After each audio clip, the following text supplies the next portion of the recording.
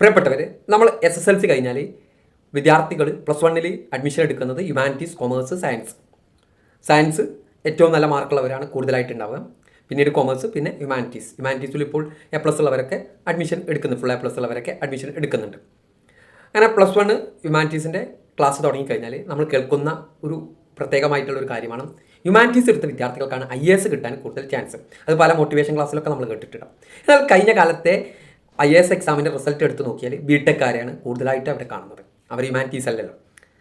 അങ്ങനെ ഒരു തെറ്റിദ്ധാരണ ഹ്യൂമാനിറ്റീസുകാർക്കാണ് IAS എന്നുള്ള ഒരു തെറ്റിദ്ധാരണ ചില ആളുകൾ പറയുന്നുണ്ട്, ചില ആളുകളുടെ മനസ്സിലുണ്ട്. അതുപോലെയുള്ള ഒരു തെറ്റിദ്ധാരണയാണ് ഈ കമ്പ്യൂട്ടർ ടെക്നിക്കൽ ബേസ്ഡുള്ള കോഴ്സുകളും അതിൻ്റെ ജോലി സാധ്യതകളും കമ്പ്യൂട്ടർ സയൻസുകാർക്ക്, ബിടെക്കാർക്കൊക്കെ, BCAക്കാർക്കൊക്കെ ഉള്ളതാണ് എന്നുള്ള ഒരു തോന്നൽ നമ്മളെ ഇടയിലുണ്ട്. എന്നാൽ അവരല്ലാത്തവർക്കും പ്രോഗ്രാമിങ്ങും അതുപോലെ തന്നെ പല ടൂളുകളും നമ്മൾ പഠിച്ചു കഴിഞ്ഞാൽ അവർക്കും വലിയ സാധ്യതകളുണ്ട്. അതിൽ ഏറ്റവും കൂടുതൽ സാധ്യതയുള്ള ഒരു വിഭാഗമാണ് എക്കണോമിക്സ്, ബിസിനസ്സുകാർ, മാനേജ്മെൻറ്റ്, കൊമേഴ്സ് സ്റ്റുഡൻറ്റ്. ബിസിനസ് എന്ന് പറയുമ്പോൾ BBA, മാനേജ്മെൻറ്റ് എന്ന് പറയുമ്പോൾ MBA എന്നാണ് ഉദ്ദേശിച്ചിട്ടുള്ളത്. BBA വിത്ത് ഡാറ്റ അനലിറ്റിക്സ് കോഴ്സുകൾ വരെ ഇന്ന് നിലവിലുണ്ട്. ഓക്കെ, അപ്പം അവരുടെ സാധ്യതകളെക്കുറിച്ചാണ് നമ്മൾ ഈ വീഡിയോയിൽ പറയാൻ ഉദ്ദേശിക്കുന്നത്.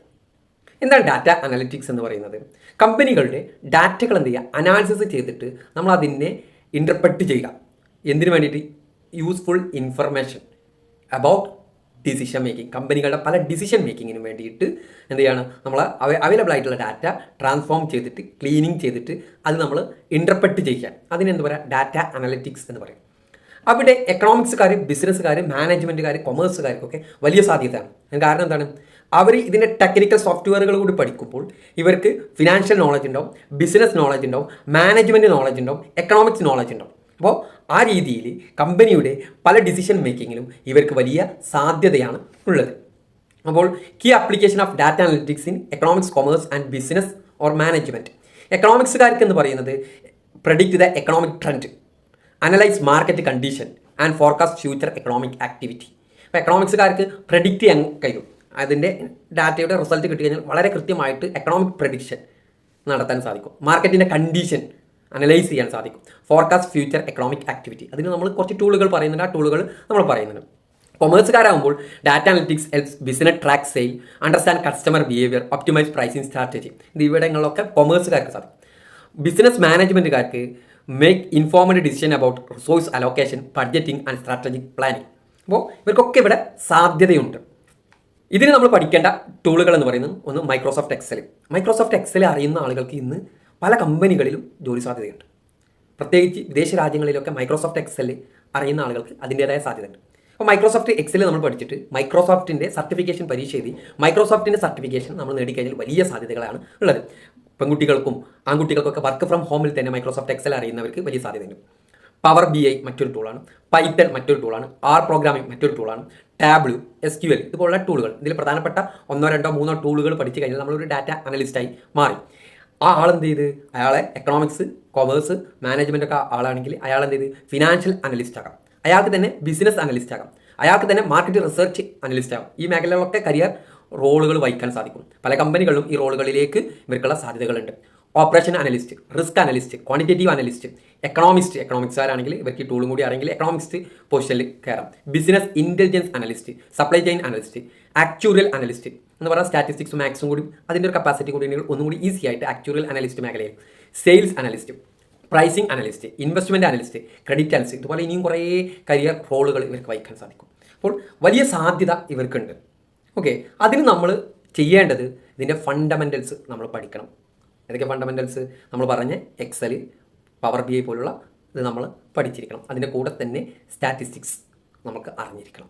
ഓക്കെ, അത് ആ കോഴ്സ് പഠിക്കുമ്പോൾ നമ്മൾ എന്ത് ചെയ്യണം, ഈ സ്റ്റാറ്റിസ്റ്റിക്സും അതിൻ്റെ കൂടെ നമ്മൾ പഠിക്കും.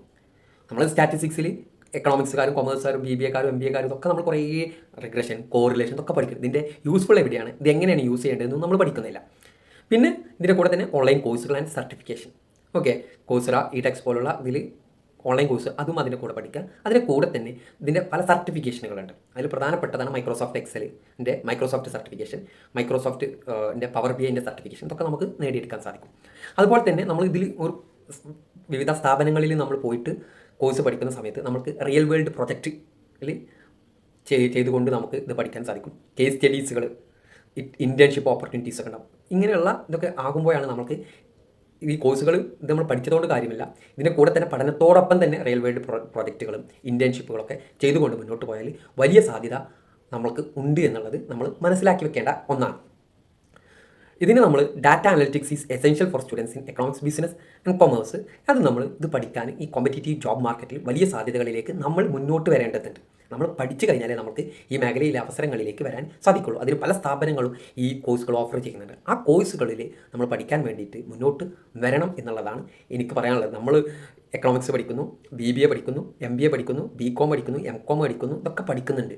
പക്ഷേ ഇങ്ങനെയുള്ള പുതിയ സാധ്യതകളിലേക്ക് നമ്മൾ വരുന്നത് വളരെ കുറവാണ്, പ്രത്യേകിച്ച് കേരളത്തിൽ നിന്നുള്ള വിദ്യാർത്ഥികൾ. ഇവർക്ക് ഇങ്ങനെ ഒരു മേഖലയുണ്ട് എന്നുള്ളത് നമ്മൾ മനസ്സിലാക്കുക. അതിനുള്ള കോഴ്സുകളെക്കുറിച്ചുള്ള ഡീറ്റെയിൽസ് നമ്മൾ അറിഞ്ഞ് മനസ്സിലാക്കി മുന്നോട്ട് പോയാൽ നമ്മൾ ഈ അവസരങ്ങളിലേക്ക് നമുക്ക് എത്തിപ്പെടാൻ സാധിക്കുന്നതാണ്.